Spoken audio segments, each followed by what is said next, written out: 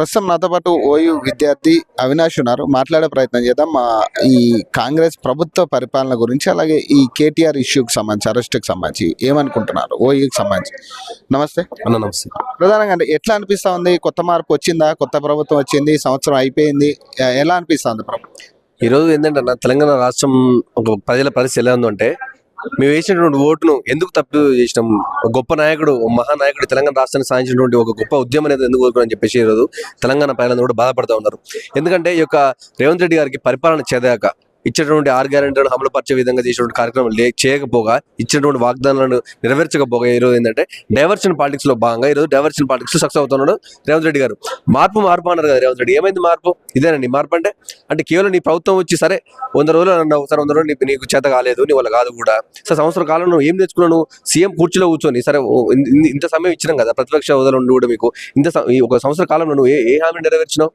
అంటే ఈరోజు కేవలం ఏంటంటే పరిపాలన చేతగాక, అంటే ప్రజల యొక్క చేసినటువంటి వాగ్దానాలు ఏవైతే ఉన్నాయో, మొన్న రైతు బంధు అని చెప్పేసి రైతు బంధు అనే ఒక పేరును మార్చి వీళ్ళ పార్టీకి సంబంధించిన జాతీయ నాయకుడు రాహుల్ గాంధీని తీసుకొచ్చి ఇదే వరంగల్లో మీటింగ్ పెట్టేసి ప్రతి ఎకరాకు మేము 5,500 రూపాయలు ఇస్తామన్నారు కదా. అంటే ప్రతి సంవత్సరానికి 15,000 రూపాయలు అందిస్తామని చెప్పేసి మీ యొక్క ఓట్ల కోసం, ఓట్లని తలన్న విధంగా ఓట్లను మరి మీ వైపు మార్చుకునే విధంగా జనాలని వారి యొక్క దృష్టిని మళ్లించారు కదా రేవంత్ రెడ్డి గారు. మరి ఏమైంది?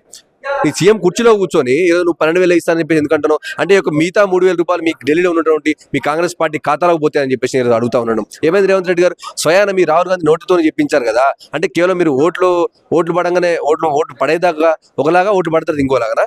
అంటే ఈ యొక్క రైతు బంధు కావచ్చు, ఇచ్చినటువంటి వాగ్దానంలో భాగంగా నేను ఒక విద్యార్థిగా అడుగుతున్నాను రేవంత్ రెడ్డి గారు. విద్యా భరోసా కార్డు పైన నువ్వు ప్రతి సంవత్సరానికి 5 లక్షల రూపాయలు ఇస్తాను కదా ప్రతి విద్యార్థికి. ఒక్క కార్డుని ఇచ్చినవా? విద్యా భరోసా కార్డు ఒక విద్యార్థికి విద్యా భరోసా కార్డు ఇచ్చినవా? మీ యొక్క ప్రియాంక గాంధీ గారిని తీసుకొచ్చి ప్రతి నిరుద్యోగ వృత్తి కింద 4,000 రూపాయలు ఇస్తాను కదా. ఏమైంది? 10 నెలలు నిన్నటువంటి ప్రతి ఆడబిడ్డకు ఎలక్ట్రిక్ స్కూటీ ఇస్తాను, ప్రతి ఆడబిడ్డకు 2,500 రూపాయలు ఇస్తాను. మరి ఏమైంది? అంటే కేవలం ఈరోజు పరిపాలన చేతగాక, అంటే ఇది ఏంటంటే ప్రజాపాలన అనేది ఇది ప్రజాపాలన కాదు, ప్రతీకార పాలన. అంటే దేనికి రేవంత్ రెడ్డి గారు ఇప్పుడు నీ పరిపాలన చేతగాక నువ్వు ఇచ్చినప్పుడు వాగ్దానం చేతగా ఏమన్నావు? ఫస్ట్ రోజు ఏమన్నారు? కేటీఆర్ని అరెస్ట్ చేస్తాం, ఈవెన్ రేసింగ్ కుంభకోణం జరిగింది. ఏం కుంభకోణం జరిగింది అసలు ప్రజలకి ఒక విషయం అనేది తెలియాలి. అసలు ఏం కుంభకోణం జరిగింది రేవంత్ రెడ్డి గారు? ఇదే ఈ ఫార్ములా ఈ రేసింగ్ అనేది ఏంటంటే ఒక ఎలక్ట్రిక్ సంబంధించిన వాహనాలను పెంపొందించాలి, ఎక్కువ వాటి యొక్క వాడకాన్ని పెంచాలని చెప్పి గొప్ప దృష్టితోని ఈ భారతదేశంలో 29 రాష్ట్రాల్లో ఉన్నటువంటి సీఎంలు స్వయాన మన భారతదేశంలో ఉన్నటువంటి ప్రధాని మోడీ గారు ప్రయత్నించినా కూడా ఈ ఫార్ములా ఈ రేసింగ్ అనేది కూడా వాళ్ళ గుజరాత్ రాష్ట్రానికి తెచ్చుకోలేకపోయిండు. కేటీఆర్ గారు వారి యొక్క కృషితోని, వారి యొక్క పరిచయాలతోని, ఆయన యొక్క కష్టానితోని అంత పెద్ద ఫార్ములా ఈ రేసింగ్ అనేది మన తెలంగాణ రాష్ట్రంలో ఉన్నటువంటి మన హైదరాబాద్ పెట్టడం అది గొప్ప కారణం. దేనికి అరెస్ట్ చేయాలి?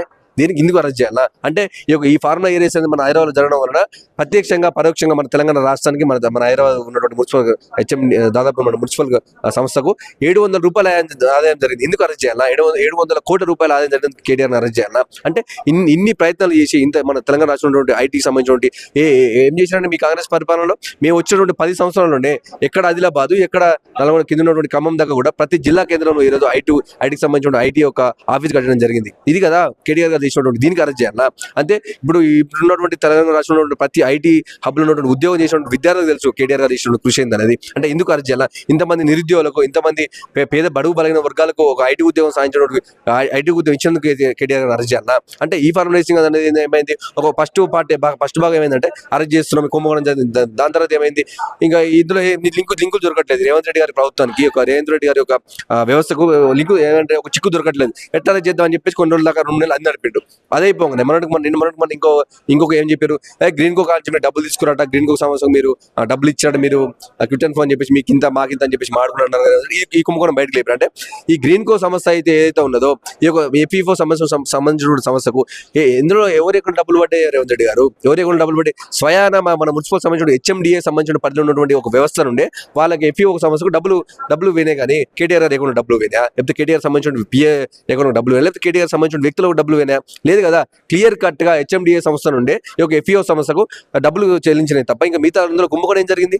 అందులో కేటీఆర్ గారు డబ్బులు తీసుకున్నారా? నువ్వు ప్రభుత్వానికి ఇంకో విషయం ఏంటంటే ఏంది ఎలక్ట్రల్ బాండ్లు తీసుకున్నాడు, ఎలక్ట్రల్ బాండ్ల తరఫు నుంచి తీసుకుని అంటున్నారు కదా. ఎలక్ట్రల్ బాండ్ రాజ్యాంగబద్ధంగా పార్లమెంట్ సాక్ష్య వాటికి యాక్సెప్టెన్స్ ఉంది. ఎలక్ట్రల్ బాండ్ నుండి ప్రతి రాజకీయ పార్టీ, అది ఏ పార్టీ అయినా సరే, అందులో నుండి డబ్బులు తీసుకోవచ్చు అని చెప్పేసి రాజ్యాంగబద్ధంగా తీసుకున్నారు, అంతే కదా. మీ బీ మీ మీ మాది 100 ఏళ్ల చరిత్ర కాంగ్రెస్ పార్టీ అంటున్నారు కదా రేవంత్ రెడ్డి గారు.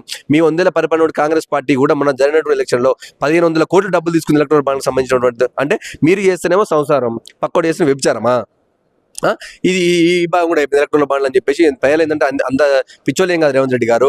జనాలు మారిపోయారు, జనాల యొక్క వాళ్ళ మైండ్ సెట్ మారిపోయింది. అంటే దానిపైన ప్రతి ఒక్క ప్రజలు నీకు అవగాహన లేకపోతుండొచ్చు. అంటే దేనికి అరెస్ట్, నేను కూడా అరెస్ట్ అయినా, నేను అరెస్ట్ అయినా కాబట్టి నేను సీఎం కుర్చీలో కూర్చున్నా, నేను రాక్షసానం పొందుతా అని చెప్పి నేను కూడా కేటీఆర్ అరెస్ట్ చేస్తా. అంటే నువ్వు దొంగవు. 50 లక్షల కట్టలతో నువ్వు బ్యాగ్ లో డబ్బులు పెట్టుకుని తిరిగినట్టు దొంగవు నువ్వు. ఇలా నీకు కేటీఆర్ గారికి పొందనేది, నీకు కేటీఆర్కి పోలికేంది అసలు? ఆయన పోలికే ఉన్నదా? లేదు. ఏంటంటే కేటీఆర్ గారు ఇంత గొప్ప నాయకుడు, ఇన్ని సంవత్సరాలు తీసుకొస్తా ఉన్నాడు, ఇన్ని సంవత్సరాలు అమెరికా వెళ్ళి ఇతర వేరే గొప్ప ప్రఖ్యాతిగాంచినటువంటి ఒక దేశాలకు వెళ్ళి పెట్టుబడులు తీసుకొస్తా ఉన్నాడు, ఐటీ కంపెనీలు తీసుకొస్తా అని చెప్పేసి ఈయనకున్నటువంటి పేరుని జడగొట్టాలి.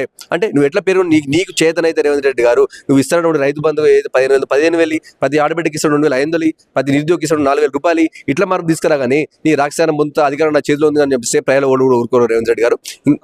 ఇప్పుడు విచారణ అయితే జరుగుతూ ఉంది.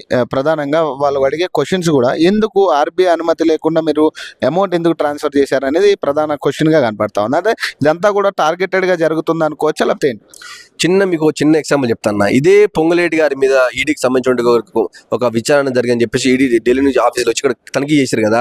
ఇదే ఈడీ అధికారులు ఏం చేశారు? డబ్బులు లెక్క పెట్టడానికి మాకు మిషన్ సరిపోట్లే అని చెప్పేసి 10 కొద్ది సంఖ్యల తరపున లోపలికి ఏమంటారు మిషన్ తీసుకెళ్ళారు, డబ్బులు లెక్క పెట్టడానికి సంబంధించిన మిషన్ తీసుకెళ్ళారు. మరి ఏమైంది? ఇంతవరకు ఈడీ గారు వాళ్ళని యొక్క స్పందన ఏం లేదు. మరి అంటే ఇది కేవలం ఇది ఏంటంటన్నా, పైన మోడీ గారు, పైన బీజేపీ, తెలంగాణ రాష్ట్రంలో కాంగ్రెస్ పార్టీ ఏంటంటే కుమ్మక్క అయిపోయింది. అంటే ఎట్లయినా చేసి మా ఈ తెలంగాణలో మా ఉనికి తెలుసుకోవాలంటే ఒక కేటీఆర్ అనే ఒక వ్యక్తిని, సీఎం కేసీఆర్ ఒక తనని అరెస్ట్ చేస్తే మేము ఏదో ఒకటి చేయొచ్చు, అంటే వాళ్ళ యొక్క కీర్తిని తగ్గించవచ్చు, వాళ్ళ యొక్క పేరుని అనుకుంటున్నారు. కానీ అది చేత కాదు. అంటే ప్రజలకు అందరూ కూడా అర్థమవుతా ఉన్నది. ఇక్కడ ఉన్నటువంటి పొంగులేటి గారి మీద ఇప్పటి వరకు కూడా ఇన్ని లక్షలు ఇంట్లో ఇన్ని కోట్ల రూపాయలు దొరికినా కూడా ఇంతవరకు వాళ్ళ మీద ఎటువంటి యాక్షన్ ఉండదు. కేటీఆర్ గారి పైన వచ్చి దేశ ఆరోపణ మాత్రమే, నిరూపైందా లేదు. కేటీఆర్ గారు ఏమన్నారు? స్వచ్ఛందంగా నేను అబైడ్ బై ద లా, అంటే ప్రతి ఒక్క తెలంగాణ రాష్ట్రంలో పౌరుడిగా రాజ్యాంగానికి సంబంధించినటువంటి న్యాయ వ్యవస్థను గౌరవించి ఏసీ విచారణకు వెళ్ళినది, అంతే తప్ప ఇదే రాహుల్ గాంధీ గారు ఆయన పైన ఈడీ కేసు జరిగినప్పుడు లాయర్లు తీసుకోవలేదా? మనందరం చూడలేదా? దేశం మొత్తం చూసింది కదా. అంటే మీ రాహుల్ గాంధీ గారు చేతిలో రాజ్యాంగం ఒక బుక్ పట్టుకొని మీకు రాజ్యాంగం ఉంటుంది, తెలంగాణ అనుమతి రాజ్యాంగం నడుస్తుందా? అవును, మేము కూడా చట్టబద్ధంగా మాకు న్యాయస్థానం కల్పించినటువంటి రాజ్యాంగం మా కేటీఆర్ మా ఉన్నటువంటి మన పౌరులకు ఏదైతే అవకాశాలు కల్పించిందో, ఎలాంటి అవకాశాలు సార్ మీ విద్యను వినియోగం చేసుకుంటాం, తప్పేముంది దాంట్లో? లాయర్ తీసుకోవడంలో మీకు వచ్చిన నష్టం ఏముంది? ఎందుకు భయపడతా ఉన్నారు ఈరోజు మీరు? రేవంత్ రెడ్డి గారు ఏంటంటే కేవలం ఈ రోజు నన్ను ఎవరు గుర్తుపట్టట్లేరు, దీని ద్వారా నేను తెలుసుకుంటా, లేకపోతే నేనేమన్నా నాకేమైనా పేరు వస్తాయేమనుకుంటున్నాను. కానీ కేసీఆర్ గారు చేసినటువంటి కంటే ఇంకొక మంచి పని చేయి, అప్పటికి పేరు వస్తుంది. అంతేగాని నేను ఈ రాక్షసానం పొందుతా, సీఎం కూర్చి నా చేతిలో ఉన్నది, నీ ఇష్టం చేస్తా అంటే కూడా ప్రజలు నమ్మే స్థితిలో లేరు రేవంత్ రెడ్డి గారు. నీకు వచ్చేటువంటి ఏ ఎన్నికైనా సరే నీకు బుద్ధి చెప్పడానికి ఈరోజు తెలంగాణ రాష్ట్రంలో ప్రతి ఒక్క ప్రజలు కావచ్చు, నిరుద్యోగులు కావచ్చు, విద్యార్థులు కావచ్చు, ప్రతి ఒక్కరు కూడా సిద్ధంగా ఉన్నారు. కానీ ఒక యాంకర్ కూడా పేరు మర్చిపోయిందని చెప్పి ఇటీవల ఒక చర్చ జరిగింది. చామల కిరణ్ కుమార్ ఎంపీ దీని మీద రియాక్ట్ అవ్వడం జరిగింది. ఒక యాంకర్ కి పేరు తెలీదా? పేరు తెలియకుండానే, సీఎం పేరు కూడా తెలియకుండానే అక్కడ హోస్టింగ్ చేస్తున్నా అన్నాడు. అంటే మీరేం చెప్పదలుచుకున్నారు? అంటే గతంలో అల్లు అర్జున్ కూడా ఇట్లానే పేరు మర్చిపోయారు, ఆయన్ని ఇదే వంకతో అరెస్ట్ చేశారని మీ నాయకుడు కూడా చెప్పడం జరిగింది. మరి ఏంటి దీనికి? ఇప్పుడు ఏంటంటే ఎంపీ చామల కిరణ్ కుమార్ రెడ్డి గారు మా పార్లమెంట్ సంబంధించిన వ్యక్తి, మేమే మా పార్లమెంట్ నుంచి ఎన్నికైనాడు ఆయన. ఏమైంది? ఎంపీ చామల కిరణ్ కుమార్ రెడ్డి గారు మొన్న కూడా నువ్వు మాట్లాడుతూ ఉన్నాడు, కేటీఆర్ నీకు ఇచ్చిర్రా వచ్చిర్రా, నేను గెలిపించుకుంది ఎందుకంటే మేము నీకు ఓట్లేసి ఒక భువనగిరి సంబంధించిన పార్లమెంట్ సంబంధించిన ప్రజలంతా గెలిపించుకున్నది మీ రేవంత్ రెడ్డి గారి పేరు వెళ్ళకపోతే స్పందించడానికో, లేకపోతే నువ్వు ఏడిపోయినావయ్యా మరి కిరణ్ కుమార్ రెడ్డి గారు ఏడిపోయినావు నువ్వు? ఇదే గురుకుల పాఠశాలలో ఇంతమంది విద్యార్థులు చనిపోతా ఉంటే, ఇదే రైతులు మాకు సమయానికి రైతు బంధు అందక ఇంతమంది రైతులను వాళ్ళ యొక్క ఊరేసుకొని మందు దాగి ఆత్మహత్యలు చేసుకుంటారు. ఎక్కడ చామల కిరణ్ కుమార్ రెడ్డి గారు? అంటే నీకు పదవి ఇప్పించింది కాబట్టి, నీకు టికెట్ ఇచ్చింది కాబట్టి రేవంత్ రెడ్డి గారు ఏమంటే స్పందిస్తావా? అందుకే నువ్వు ఎంపీగా నేను గెలిపించి పార్లమెంట్కి పంపించింది మేము మా భూమి ప్రజలు. నేను గిచ్చుతుర్రా, నేను ఒత్తుతుర్రా అని మాట్లాడుతున్నా. ఇదే ఒక ఎంపీ ఒక బాధ్యత వహించి, ఒక ఎంపీ ఉన్నటువంటి ఒక గొప్ప సముచిత స్థానం ఉన్నటువంటి నువ్వు మాట్లాడే భాష అంటే ఇప్పుడు అవును, ఎందుకు మీ సీఎం రేవంత్ రెడ్డి గారు ఏం పొడిచిండా నీ పేరు గుర్తుపెట్టుకోవాలి? నువ్వేమైనా ప్రజలకు మంచి చేసినావా? లేకపోతే కేసీఆర్ గారు లాగా ఏమైనా గొప్ప కార్యక్రమాలకు సంబంధించిన స్కీములు తీసుకొచ్చినావా? ఒక రైతు బంధం తీసుకొచ్చినావా? ఒక కళ్యాణలక్ష్మి కిట్ తీసుకొచ్చినావా? ఇదేం తీసుకొచ్చినావు నువ్వు గత పాలన మా కేసీఆర్ గారి కంటే మంచి పేరు తెచ్చా, లేకపోతే నువ్వు మా కేసీఆర్ గారిని గొప్ప నువ్వు పెద్ద పొడిచేది ఏం లేదు, పీకేది ఏం లేదని చెప్పేసి ప్రజలందరికీ అర్థమైంది. అంటే నీ పేరు ఎందుకు గుర్తుపెట్టుకోవాలి? నువ్వు గొప్ప పని చేస్తే కదా గుర్తుపెట్టుకునేది.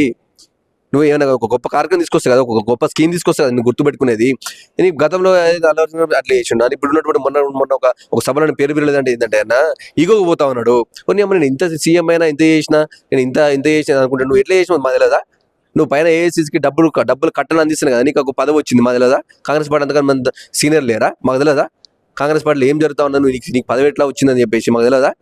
అంటే కేవలం చావల కిరణ్ కుమార్ రెడ్డి గారు ఏమైనా మాట్లాడుతూ ఉన్నట్టే నేను గిచ్చిర్రా ఒత్తిరంటే మరి నిన్నోడికి ఇచ్చిండు. ఇదే గుట్లో పార్టీలు వచ్చినప్పుడు నీకు గిచ్చుడు జరగలేదా? ఎంపీ గారు ఇదే రైతులు ఆత్మహత్య చేసినప్పుడు నీకు జరగలేదా? కేవలం మీ రేవంత్ రెడ్డి గారు పేరు విలకపోతేనే అవును ఎందుకు పిలుస్తారు? అసలు నువ్వు చేసిన గొప్ప కార్యక్రమాలు ఉంటే, నువ్వు చేసిన గొప్ప పనులు చేసి ఉంటే నీ పేరు 10 మందికి తెలుస్తుంది. నువ్వు చేసింది ఏమున్నది?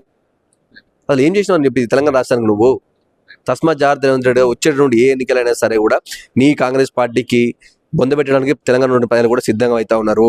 నేను నమ్మే ప్రసక్తి లేదు బిడ్డ. తస్మాత్ జాగ్రత్త రేవంత్ రెడ్డి. Thank you.